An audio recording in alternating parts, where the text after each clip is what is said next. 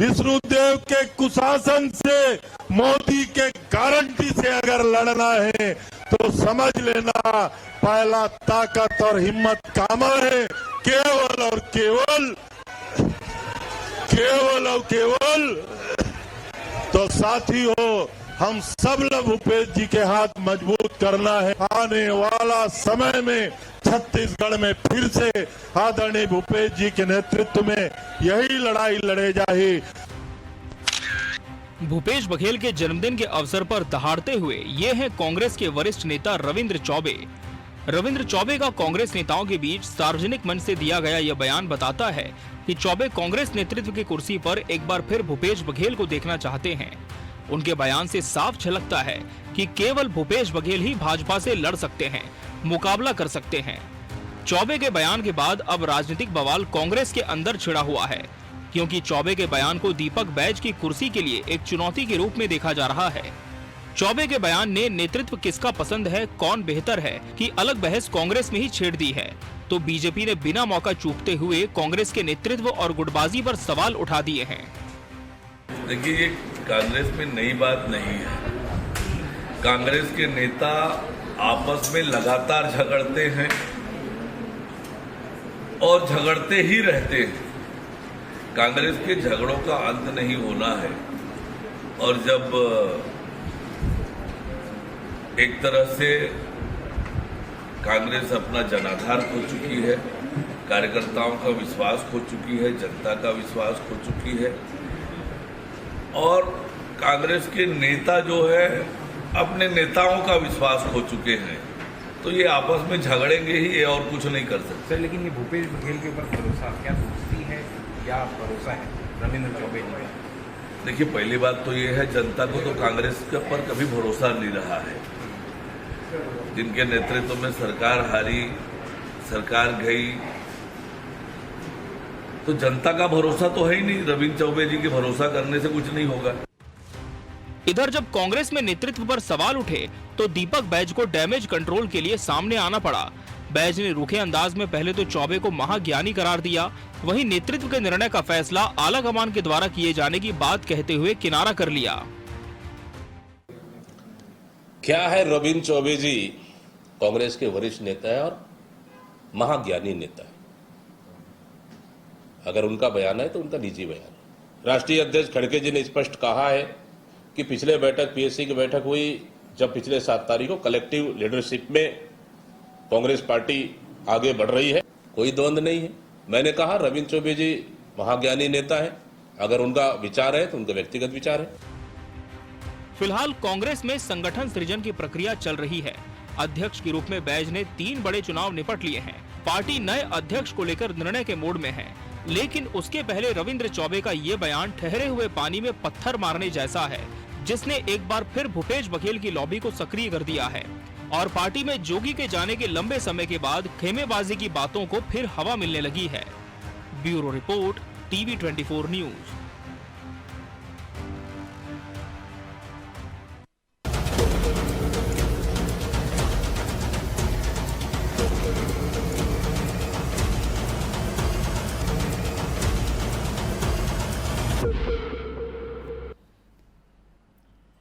नमस्कार, मैं मोहन तिवारी। आज के मुद्दे में आपका स्वागत है और आज का मुद्दा हमारा आधारित है कांग्रेस की लंबे समय से ठहरी हुई राजनीति में अब बवाल इसलिए आ गया है क्योंकि कांग्रेस अब अपनी पुरानी रंगत में दिखाई दे रही है। कांग्रेस यानी कि एक ऐसा संगठन जिसमें कई बड़े नेता दिग्गज आपस में कभी कभी लड़ते दिखाई देते थे, लेकिन पिछले चुनाव के हार के बाद से कांग्रेस में ये सारी चर्चाएं शांत सी है और गुटबाजी जैसी बातें तो खत्म सी हो गई थी, लेकिन एक बार फिर अब इसे हवा मिलती दिख रही है क्योंकि वरिष्ठ नेता रविंद्र चौबे के एक बयान ने कांग्रेस के नेताओं को फिर से बांट दिया है। क्या कांग्रेस में कोई नेतृत्व परिवर्तन होने जा रहा है या इस तरीके की उठती मांगों पर अब कांग्रेस में क्या होगा, इसी पर आज हम डिबेट करेंगे और जानेंगे कि क्या कहना है कांग्रेस और भाजपा का और क्या इसका सियासी मायने हैं। पहले मिल लेते हैं उन मेहमानों से जो इस चर्चा में हमारे साथ रहेंगे। हम बहुत स्वागत करेंगे।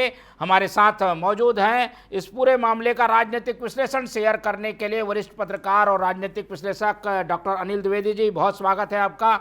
हमारे साथ कांग्रेस का पक्ष रखने के लिए हमारे स्टूडियो में मौजूद हैं कांग्रेस के प्रवक्ता रवि गवलानी जी, बहुत स्वागत है आपका। बीजेपी का पक्ष रखने के लिए हमारे साथ जुड़ रहे हैं आलोक सोनी जी, बहुत स्वागत है आपका। तो तीनों मेहमान हमारे साथ जुड़ चुके हैं और रिपोर्ट के जरिए हमने बता दिया कि रविंद्र चौबे ने क्या कहा और उसके बाद प्रतिक्रियाएं क्या क्या है। ऐसे में कुल मिलाकर साफ यही है कि बैज की जगह अब बघेल को कमान देने का समय आ गया और इसकी मांग अब पहली बार जब चौबे ने उठा दी है तो ये मांग आने वाले दिनों में और तूल पकड़ेगी, क्योंकि भूपेश बघेल के जन्मदिन पर बताया जाता है कि करीब 25 विधायक पहुंचे बधाई देने और ये उनका एक शक्ति प्रदर्शन भी था। क्या है इस बयान के मायने, पहले हम अनिल द्विवेदी जी से समझने की कोशिश करते हैं, फिर दोनों पार्टियों के पास चलेंगे। द्विवेदी जी, ऐसे बयान गाहे बगाहे पहले भी आते रहे, लेकिन अजीत जोगी के जाने के बाद कोई नेतृत्व को बड़ी चुनौती देने वाला ये बयान नहीं आया, वो अब आया है। इस रविंद्र चौबे जी के बयान के मायने ये निकाले जा रहे हैं कि वो बैज की जगह बघेल चाहते हैं। देखिए मोहन जी, कांग्रेस पार्टी अभी विपक्ष में है और जाहिर सी बात है उसे अपना संगठन मजबूत करना है और इसके लिए कई सीनियर नेता इस पद के लिए हैं कि भाई प्रदेश कांग्रेस अध्यक्ष बने, क्योंकि दीपक बैज का कार्यकाल ख़त्म भी हो गया है और अब उनको वेट कर रहे हैं कि नया प्रदेश कांग्रेस अध्यक्ष पार्टी को मिले। तो इसलिए ये सारे बयान मुझे लगता है आ रहे हैं। हालांकि आज का जो बयान है रविंद्र चौबे का, वो मुझे लग रहा है समय से पहले आया हुआ बयान है। पर ठीक है, राजनीति में दो चीज़ें होती हैं, एक तो यह कि कोई स्थायी दोस्त और दुश्मन नहीं होता, और दूसरा वह है कि राजनीति के सारे बयान जो है अपने फ़ायदे और नुकसान के हिसाब से दिए जाते हैं। रविंद्र चौबे ने यह पहली बात नहीं है जब भूपेश बघेल का समर्थन किया है, और बड़े सीनियर लीडर हैं रविंद्र चौबे जी। दिग्विजय सरकार में भी मंत्री रहे वो, तभी दिग्विजय सिंह उनके खास हुआ करते थे, फिर अजीत जोगी के खास रहे, उनकी सरकार में भी मंत्री रहे। लेकिन अब वो समय की नब्ज को पहचानते हैं कि अब किस नेता की ज़्यादा चल रही है, इसलिए आज उन्होंने एक क्लैरिफिकेशन अपनी तरफ से दिया है और ये सीधे तौर पर यह दर्शाता है कि वो भूपेश बघेल के साथ खड़े हैं। हालांकि उनकी मुझे लगता है इतनी ऊंची आवाज़ नहीं है कि पार्टी उनकी बात को सुनेगी, क्योंकि पार्टी में ऊपरी स्तर पर फैसले अलग अलग तरीके से होते हैं। और ये पहला बयान तो आपने रविंद्र चौबे का भी देखा है।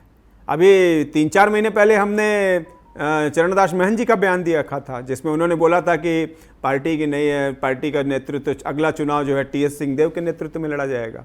उसके बाद अटकने लगे कि टीएस सिंहदेव प्रदेश कांग्रेस अध्यक्ष बनेंगे, लेकिन वैसा हुआ नहीं। दीपक बैज अभी भी कमान संभाले हुए हैं। लेकिन जहां तक मुख्यमंत्री बनने की बात है, जहां तक पहले आप जनता का विश्वास तो हासिल कीजिए। आपको लड़ाई लड़नी है, आपको मुद्दे तय करने होंगे, इसमें दो मत नहीं है कि अभी सबसे ज्यादा सक्रिय और सबसे ज्यादा स्वीकार्य नेता हैं तो वो भूपेश बघेल जी हैं, पूर्व मुख्यमंत्री रहे हैं। और मैं बड़ा आश्चर्य कर रहा था मोहन जी कि जब उनकी मैं जिजीविषा और उनकी जो है राजनीतिक इच्छा शक्ति का उदाहरण आप मैं बताना चाहूंगा कि जब उनके बेटे आज जेल में हैं, तब उन्होंने पूरी इच्छा शक्ति दिखाते हुए पार्टी के पक्ष में जन समर्थन बनाने के लिए आप देखिए कि सुभाष स्टेडियम में कितना बड़ा आयोजन कर दिया। इतने बड़ा आयोजन उन्होंने किया, जी पूरी पार्टी को इकट्ठा कर लिया। लग ही नहीं रहा था कि इनका बेटा अभी जेल में है। ये एक राजनीतिक इतनी बड़ी साहस, इतना बड़ा आत्मविश्वास, इच्छा शक्ति हर नेता में नहीं हो सकती। अभी कोई दूसरा नेता होता तो घर में बैठा रहता शोकमग्न होकर के, लेकिन भूपेश बघेल जी में जिजीविषा है। वो पार्टी के फेवर चिंता करते हैं, वो पार्टी का जनाधार बढ़ाना चाहते हैं और पार्टी के एक सर्वमान्य नेता बने रहे, इसलिए ये सारी कवायदे वो कर रहे हैं। भूपेश बघेल का रविंद्र चौबे जी का जो बयान है ये उन्हीं के समर्थन में, उन्हीं के को आगे बढ़ाने के नेतृत्व के लिए दिया गया बयान है। ठीक है, और ये बयान जो है वो लंबे समय तक गूंजेगा, क्योंकि अलग अलग तरीके से ये मांग उठ सकती है, ऐसी चर्चाएं हैं। बीजेपी का भी पक्ष ले लेते हैं, उसके बाद सीधे जवाब लेंगे रवि जी से।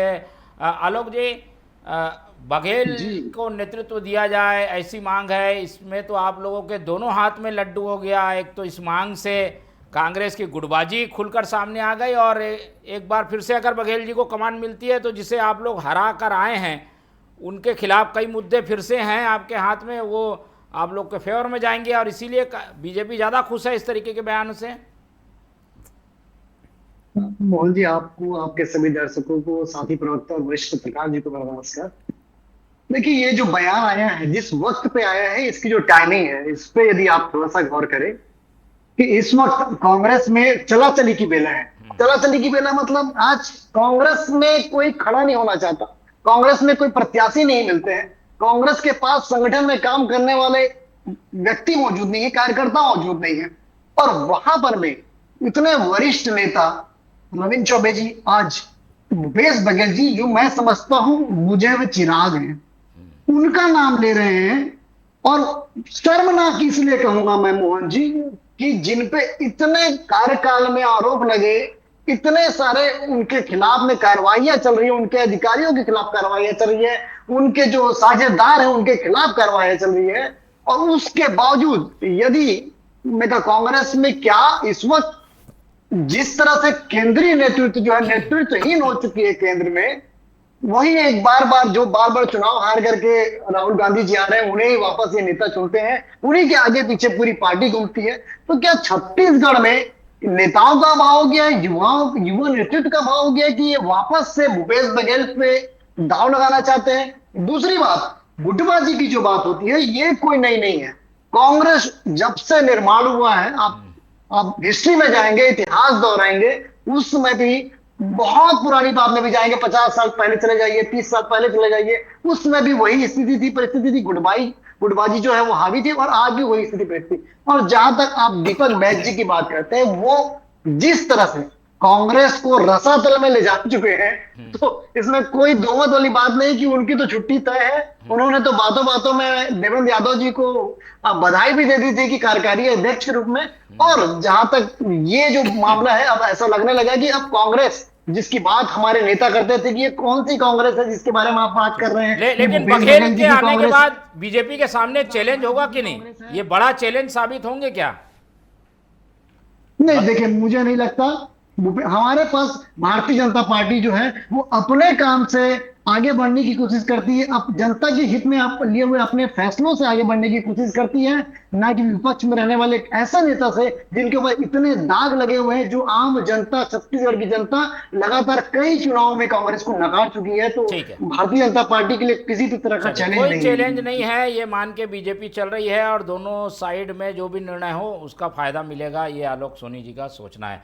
रवि जी, कांग्रेस में इसमें कोई अधिकृत रूप से तो कुछ आया नहीं है, पर लग रहा है कि इससे एक जंग सी अंदर अंदर छिड़ रही है, और जो गुटबाजी एक तरीके से खत्म हो गई थी वो फिर से पनपने वाली है इस बयान के बाद से। ये बात तो साफ है। खत्म कैसे करेंगे इसे? मैं आपके चैनल के माध्यम से स्पष्ट कर देना चाहता हूं कि किसी भी प्रकार की गुटबाजी कांग्रेस में नहीं है, किसी भी प्रकार की लड़ाई नहीं है, किसी भी प्रकार का झगड़ा नहीं है। बात यहां हो रही है कलेक्टिव लीडरशिप की, कि मिल करके हम आगे बढ़ रहे हैं। देखिए 2018 में क्या था, हमारे प्रदेश अध्यक्ष थे भूपेश बघेल साहब, और उसी समय हमारे टीएस बाबा साहब थे जो नेता प्रतिपक्ष थे, उसी समय केंद्र के पूर्व मंत्री रहे थे हमारे चरणदास महंत जी, और उसी समय केंद्र में वरिष्ठ लेवल पे साहू साहब थे। तो सबने मिलकर के कलेक्टिव लीडरशिप में काम किया, और प्रदेश में हमारी सत्ता आई। सत्ता आने के बाद सब मुलाकात किए राष्ट्रीय नेतृत्व से, और उन्होंने सर्वमान्य नेता चुना हमारे भूपेश बघेल जी को, जिन्होंने 5 वर्ष मुख्यमंत्री भी रहे। आज भी कई सारे लोग हैं, जैसे रविंद्र चौबे जी ने भी अपनी बात कही, वो भूपेश बघेल जी की तारीफ कर रहे हैं।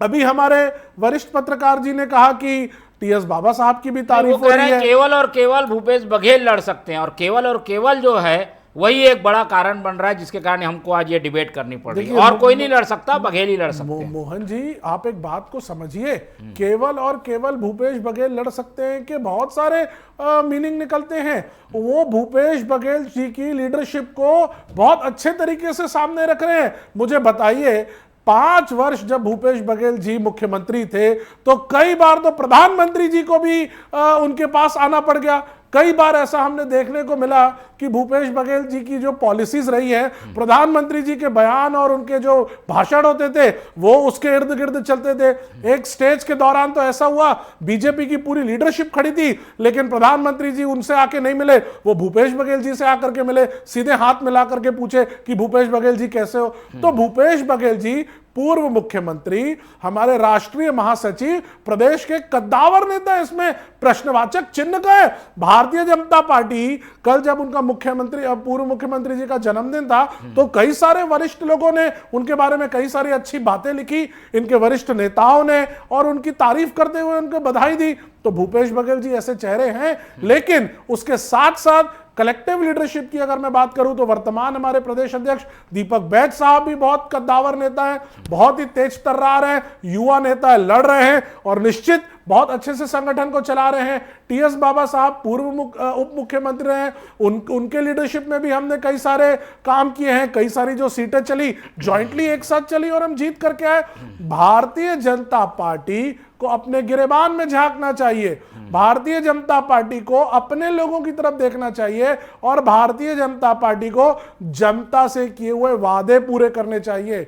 हमारे मुख्यमंत्री जी विदेश घूम रहे हैं और यहां क्या हो रहा है, बस्तर में, कांकेर में, नहीं मोहन जी 2 मिनट में बोलूंगा, कांकेर में जो बच्चा, जो छात्र झंडा फहरा रहता है उसको मार दिया जा रहा है, लेकिन वर्तमान सरकार चुप बैठी है और कोई हमारा नेता अगर कुछ बयान दे रहा है तो उसमें टीका टिप्पणी कर रहे हैं। अरे आप लोग को जो काम किया गया की मांग वो कब करोगे? खारिज हो गई ना, ये हम चाह रहे हैं जानना। चौबे जी जो मांग कर रहे हैं, कह रहे हैं, उसको खारिज किया जाए और सामूहिक नेतृत्व को स्वीकार किया जाए। पार्टी की लाइन ये है। देखिए मोहन जी, खारिज करना ना खारिज करना, क्या कोई प्रस्ताव आया है? और प्रस्ताव अगर कोई चीज का आता है तो वो जो प्रॉपर सेलेक्टिंग अथॉरिटीज है उनके पास जाता है, सेलेक्ट कमिटी के पास जाता है, ऊपर जाएगा, तो वहां पर कौन सी बात हुई है, कौन सी नहीं हुई है, इसके बारे में तो मैं टिप्पणी नहीं कर सकता। हाँ, मैं ये जरूर कहूंगा, पूर्व मुख्यमंत्री जी भूपेश बघेल साहब एक प्रदेश के कद्दावर नेता हैं, बहुत तेज तर्रार नेता हैं और पूरे देश में जाने जाते हैं। दीपक बैज साहब आदिवासी नेता हैं, तो समस्या है। युवा हैं, वो भी पूरे देश में जाने जाते हैं, और भी हमारे बड़े बड़े नेता हैं, एक से एक बढ़कर धुरंधर है हमारे पास। भारतीय जनता पार्टी तो कहीं टिकती नहीं है, आने वाले समय में देखिएगा तो उखाड़ फेंकेंगे हम। ठीक है, उनका ज्यादा विषय नहीं है। द्विवेदी जी से समझने की कोशिश करें। द्विवेदी जी, अब होने वाला क्या है? चौबे जी के बाद ये मांगों का सिलसिला बढ़ेगा। अभी भूपेश बघेल पंजाब के प्रभारी हैं, पंजाब में चुनाव होने के बाद क्या वो यहाँ आएंगे तो संभालेंगे कमान? अभी से वो बैकग्राउंड में भूमिकाएं बनाने के लिए ये सारी मांग उठा रहे हैं क्या? देखिए, ये जो राजनीतिक उफान आया है यह रविंद्र चौबे जी के बयान के बाद है। रविंद्र चौबे चुनाव हार गए हैं, अभी तो वो विधायक भी नहीं है उसके, और अगर विधायक होते तो क्या वो इस तरह की मांग उठाते, ये भी सवाल है। क्योंकि विधायक होने के बाद की परिस्थितियां कुछ और हो जाती हैं, आपके नेता प्रतिपक्ष आपके साथ हैं, ये सब चीज़ें हो जाती हैं। लेकिन अभी वो चूंकि विधायक नहीं है, इसलिए उनको कहीं ना कहीं अपना एक बड़ा हाथ पकड़ के रखना, इसलिए वो भूपेश बघेल के फेवर में समर्थन बयान दे रहे हैं। और आप देखिएगा ये अभी सिलसिला दिनों दिन भूपेश बघेल के फेवर में बढ़ता चला जाएगा, क्योंकि अभी आने वाले समय में पार्टी को 2 चीज़ें तय करनी है। एक तो प्रदेश कांग्रेस अध्यक्ष तय करना है, तो वो निश्चित तौर पर भूपेश बघेल तो अभी बनेंगे नहीं क्योंकि वो राष्ट्रीय महासचिव हो गए हैं, लेकिन उनके नाम पर, उनकी सहमति के आधार पर प्रदेश कांग्रेस अध्यक्ष ये भी एक दबाव होगा। दूसरी बात, सीएम का चेहरा भी तय होना है। अगले जब चुनाव आएंगे विधानसभा चुनाव में, पार्टी को ये तय करना होगा कि शेड्यूल कास्ट लेना है कि शेड्यूल ट्राइब्स लेना है कि पिछड़ा वर्ग से लेना है, ये तय करना होगा। और ये तय करने तक की भूमिकाएं भूपेश बघेल तक बन जाएं, इसके पीछे की रणनीति मुझे नजर आती है। लेकिन कांग्रेस आलाकमान का बड़ा अजीब फैसला, मतलब दूसरे तरीके से सोचने इस तरीके से फैसला हो सकता है। एक सर्वमान्य सत्य तो यह है कि अभी कांग्रेस में भूपेश बघेल जितना ताकतवर, उतना जन समर्थन वाला नेता और उतनी सी उम्र में बहुत मेहनत करके आगे बढ़ाने वाला व्यक्ति पार्टी में अभी तो नेता नहीं है। इसलिए भूपेश बघेल के फेवर में अभी और विधायक आएंगे, आप देखिएगा। ये वैसी स्थिति होगी कि जब टीएस सिंहदेव को मुख्यमंत्री बनाने की बात चल रही थी, तब आप देखिए उनके साथ कितने विधायक थे, लेकिन भूपेश बघेल ने 1.5-2 साल में ऐसा स्ट्रेटजी खेली, इतनी रणनीति के दांव चले कि जो सिंहदेव के साथ विधायक फेवर कर रहे थे वो सब आ गए थे भूपेश बघेल के साथ। तो राजनीतिक दांव पेच में भूपेश बघेल जी माहिर हैं, उनको मालूम है कि अगले समय में स्ट्रेटजी कौन सी हो सकती है, और इसलिए मुझे लग रहा है आने वाले समय में कुछ और विधायक पार्टी के भूपेश बघेल के फेवर में बयान दे सकते हैं। और इसके लिए इसके लिए कठिनाइयां किसके लिए खड़ी होंगी? उनके लिए खड़ी चरणदास महंत के लिए होंगी जो नेता प्रतिपक्ष हैं, टीएस सिंहदेव के लिए होंगी जो मुख्यमंत्री बनने का सपना अभी भी रखे हुए हैं, महंत जी भी रखे होंगे मुख्यमंत्री बनने का सपना। तो ये सारे खेल अभी कांग्रेस में होने, और सबसे अंतिम बात, प्रदेश कांग्रेस अध्यक्ष अब नया चेहरा लाया जाना है, इसके लिए भी ये सारी कवायदें हो सकती है। ठीक है, और बाबा का क्या होगा? उन्होंने तो बेचारे ने बलिदान दिया, उप मुख्यमंत्री बने, अब हार भी गए हैं, अब उनको क्या कुछ ये भी नहीं मिलेगा? अध्यक्ष के लिए उनका नाम तेजी से चल रहा था, वो भी अब पीछे हो गए। मुझे लगता है कि मैं एक ही बात कहूंगा एक ही लाइन में कि टीएस सिंहदेव की किस्मत या उनके बारे में फैसला अब सिर्फ गांधी परिवार के हाथों में है। जो गांधी परिवार तय कर लेगा वो टीएस सिंहदेव को मंजूर होगा। और जैसे कि उम्मीद की जा रही है कि हो सकता है वो 6-8 महीने के बाद प्रदेश कांग्रेस अध्यक्ष बन जाए। हालांकि वो कांग्रेस की नैया पार करा पाएंगे नहीं कराएंगे, इसको लेकर के पार्टी में 2 तरह के बयान है, मैं उस पर ज्यादा विस्तृत नहीं जाना चाहता। मोहन जी, आप भी समझ रहे होंगे कि मैं कहां इशारे कर रहा हूं। तो यही चीजें समय पर हिसाब से क्लियर होनी चाहिए। ठीक है, चलिए समय का इंतजार करना होगा, लेकिन बघेल के आने के बाद फिर से एक बार हमें 2018 का वो मंजर याद आएगा जब सरकार में बीजेपी थी और बघेल कमान संभाल रहे थे। और ऐसे में चुनौती कम नहीं होगी, भले आलोक सोनी जी इसे स्वीकार नहीं करते। आलोक जी, आप लोगों को तैयार रहना पड़ेगा, क्योंकि इस बार आप ने अध्यक्ष भी नरम रखा है, सीएम भी नरम है, और उधर से अगर कोई गरम आ गया तो आप लोगों के लिए तो परेशानी बढ़ने वाली है। हमारे यहाँ सब गरम गरम ही है मोहन जी, सब गरम है इनके यहाँ, आपके यहाँ सब नरम है। ये कांग्रेस का राजनीतिक दुर्भाग्य है कि आज वो भूपेश बघेल जी, जिनकी वजह से इनकी पार्टी सत्ता से गई, और आज वापस उन्हीं के पीछे जाकर के खड़े होने की कोशिश कर रहे हैं कि आज उनके पास एक नेतृत्व नहीं है।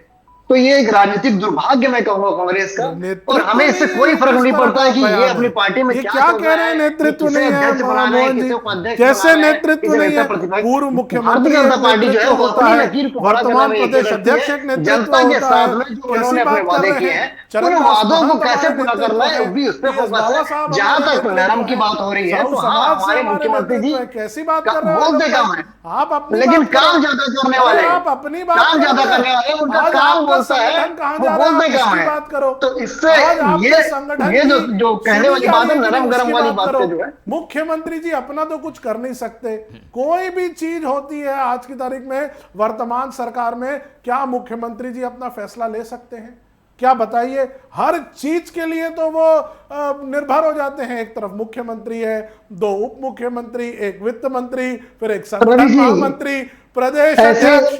समझ में ही नहीं आ रहा है कि जाए कहां, काम विभिन्न प्रकार के घोटालों के सरकार और मुख्यमंत्री को मैं कहता हूं कि हमारे पास जो हमें मुख्यमंत्री मिले वो बहुत अच्छे हैं, काम करके दिखा रहा है छत्तीसगढ़ की जनता के लिए। चलिए वो अलग विषय है, हम उस पर आएंगे, लेकिन आज हमारा विषय बघेल जी है और उस पर रवि जी की टिप्पणी ले लेते हैं। भाई आलोचना तो होगी, क्योंकि चौबे जिस ढंग से बात रख रहे हैं उनका कहने का सीधा मकसद यही है कि बाकी सब खारिज, फिर से बघेल को कमान दो।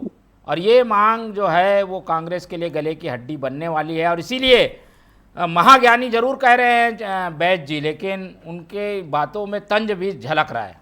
देखिए, वो महाज्ञानी तो हैं, उनके पास बहुत अनुभव है, पूर्व नेता प्रतिपक्ष रहे हुए हैं, पूर्व कैबिनेट मंत्री रहे हुए हैं, विधि विधायी, और कई सारे बड़े बड़े कृषि के जैसे उन्होंने चीजें संभाली हैं, और उनका बड़ा एक्सपीरियंस रहा है छात्र जीवन से। रविंद्र चौबे जी हमारे पार्टी के नेता रहे और बिल्कुल वो ज्ञानी है, इसमें कोई शक नहीं। नहीं, मैं बता रहा हूं। दूसरी बात, उन्होंने अपनी बात कही है, पूर्व मुख्यमंत्री भूपेश बघेल जी के लिए उन्होंने अपनी बात कही है। बिल्कुल पूर्व मुख्यमंत्री होने के नाते, पार्टी के महासचिव होने के नाते वो हमारे लीडर हैं, वो नेतृत्व करता है, इसमें कोई प्रश्नवाचक चिन्ह ही नहीं है। बाकी भी हमारे लीडर हैं, दीपक बैज साहब हमारे प्रदेश अध्यक्ष हैं, हमारे लीडर हैं, कोई प्रश्नवाचक चिन्ह नहीं है। और भी हमारे बाकी लीडर हैं, हम सब मिलकर के काम कर रहे हैं। हर व्यक्ति को जो राष्ट्रीय नेतृत्व दायित्व देता है, जो जवाबदारी देता है, वो जवाबदारी का निर्वाह कर रहे हैं, काम कर रहे हैं। मैं यही कहना चाहूंगा मोहन जी, कांग्रेस एक है, मिल करके लड़ाई कर रही है, संगठन पूरा हमारे बड़े नेताओं के साथ खड़ा हुआ है, एक एक कार्यकर्ता खड़ा हुआ है, और जो भी आदेश हमें शीर्ष नेतृत्व से होता है हम उसका पालन करते हैं। अगर कोई भी शीर्ष नेतृत्व हमें आदेश देगा, कार्यकर्ता कांग्रेस पार्टी के साथ खड़ा हुआ है, हमारे नेताओं के साथ खड़ा हुआ है, कल भी खड़ा था। ठीक है, भारतीय जनता पार्टी की सरकार आ गई, लेकिन कार्यकर्ता का मनोबल नहीं टूटा है। दो नेताओं के साथ अलग अलग लोग खड़े हैं ना भाई, कुछ लोग बैज जी के साथ खड़े हैं, चौबे जी लोग जो है वो बघेल जी के साथ खड़े हैं। अरे हर नेता के साथ लोग खड़े रहते हैं मोहन ठीक जी, है, अलग-अलग इसमें जगह क्या खड़े हैं, दिक्कत ठीक है? नेताओं के साथ तो कार्यकर्ता, विधायक, बाकी जो नेता है वो सब खड़े ठीक रहते है, हैं। चलिए, क्या आप द्विवेदी ये इसमें कोई बड़ी बात कहाँ है? ठीक। नेताओं के साथ अगर कार्यकर्ता नहीं खड़े रहेंगे तो किसके साथ खड़े रहेंगे? आपका प्रश्न तब होना चाहिए, क्या हमारी पार्टी का नेता कोई बीजेपी के साथ खड़ा है, बात तब करें। लेकिन अगर हमारी पार्टी के नेता, पूर्व मंत्री, विधायक संगठन के साथ खड़े हैं, केवल पूर्व बघेल मुख्यमंत्री जी कर सकते हैं ये कह रहे हैं, इसलिए चलिए द्विवेदी जी, क्या मोहन ये जी सब तो साथ में खड़े हैं। अनुशासन के दायरे में भी आ जाएगा कि आने वाले दिनों में इस तरीके की मांग उठेगी तो ये बैच जी तो अभी अध्यक्ष हैं, उनके खिलाफ इस तरीके की मांग को हवा देना? नहीं, कांग्रेस में तो इतिहास रहा है, ये कोई अनुशासन की बात, अनुशासनहीनता इसमें हो ही नहीं सकती है।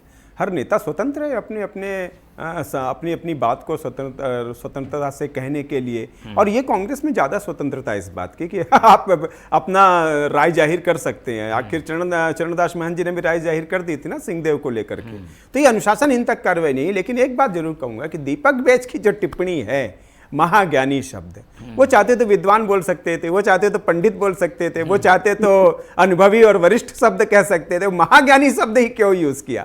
क्योंकि आमतौर पर ये शब्द जो है वो कटाक्ष के तौर पर यूज होता है, महाज्ञानी। पर ठीक है, मुझे इस पर जाना नहीं जाता है। एक शब्दों का उपमा जरूरी था, इसलिए मैंने ये बात कह दी। लेकिन जो असली बात है वो यही है कि भूपेश बघेल जी के फेवर में अब पार्टी में माहौल क्रिएट होने लगा है, और आने वाले समय में हो सकता है कुछ विधायक और भी उनके समर्थन में खड़े हो जाएं। और जन्मदिन का सबसे बड़ा तोहफा तो ये बयान ही है उनके लिए, ऐसा लग रहा है। क्यों? बिल्कुल। रवि जी को जोड़िए जल्दी, फिर मोहन जी, वाइंड अप करें। दीपक बैच साहब ने भी, हमारे प्रदेश अध्यक्ष ने महाज्ञानी कहा है, और उसको उसी शब्द में लिया जाना जो उन्होंने कहा है। मैंने बताया उनका अरे ज्ञानी होना अच्छा, लेकिन महाज्ञानी होना, ज्ञानी महाज्ञानी ये एक ही चीज होती है। इसमें कहीं कोई इसमें गलत चीज नहीं है, इसमें गलत चीज नहीं है।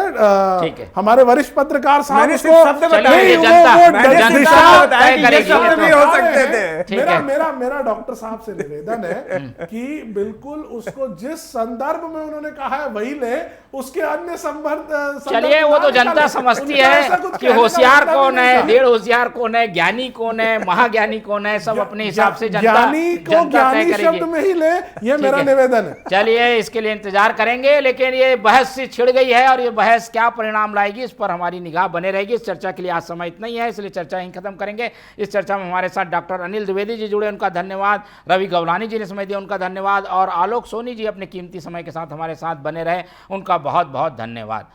तो तीनों मेहमानों को धन्यवाद कहते हुए आज की ये चर्चा ही खत्म करते हैं, और आप लोग से रखते हैं उम्मीद कि आप लोग देखते रहेंगे TV24। रखें अपना बहुत ख्याल। नमस्कार।